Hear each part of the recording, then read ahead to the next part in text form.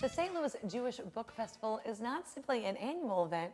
They continuously hold speaking engagements for authors throughout the year as part of the Bookends events program.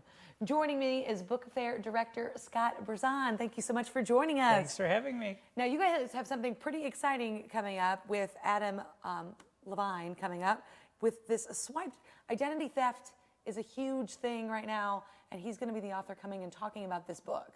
Yeah, I mean, anyone who's paid any attention to the news lately has been aware of this case with Apple and unlocking the iPhone and the FBI's controversy with that.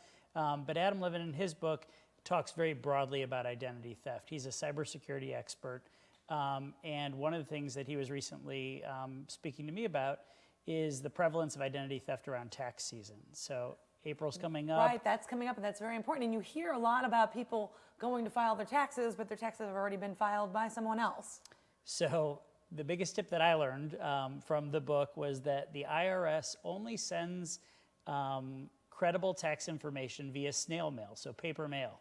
So if you were to get a text message or a phone call or an email from someone that says they're the IRS, it necessarily is not really the IRS. Yeah, do you have to know that's not? And you know, people are falling for this stuff because they're getting more and more advanced with how they scare you into believing that it's them. Sure. So Yeah. it's a very interesting thing. And just recently they talked about how you aren't even supposed to take quizzes online on like Facebook and such because they can get your identity that way. Yep. So this book has a lot of great tips on how you can kind of protect yourself. I think one of the tips in there was to set up a different email address for your online shopping so it's not correlated with your other things. So this is going to be a talk that people are going to want to come and listen. Yeah, and I mean, I would argue it affects anyone, no matter your sex, your age, your race. Necessarily, if you haven't been a victim of identity theft in one way, shape, or form, I guarantee you know someone who has. Adam even talks about how these new chipped credit cards that we're all starting to get, that there's a risk with those as well. Oh, so, see, I did not know that, and I have the new chipped credit cards. As do I.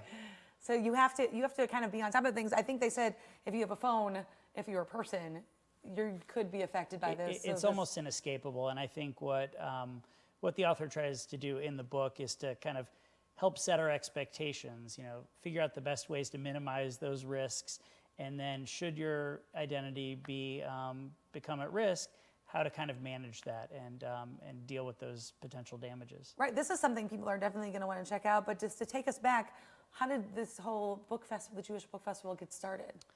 Well, this is now our 38th year, so doing this a long time. I've not been around for quite that long, but I'm newer to the scene.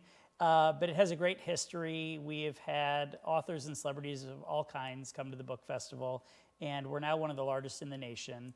Wow. And one of the wonderful things about that is that publishers will actually proactively approach us and say, we'd like to send one of our authors to your festival. What do you think? Right. We, of course, do a lot of digging on our own to find authors and celebrities that we want, but it's nice to have them coming to us. Yeah, to come and say, hey, like, we'd like to be on it. And you said this is not just the only person coming to speak.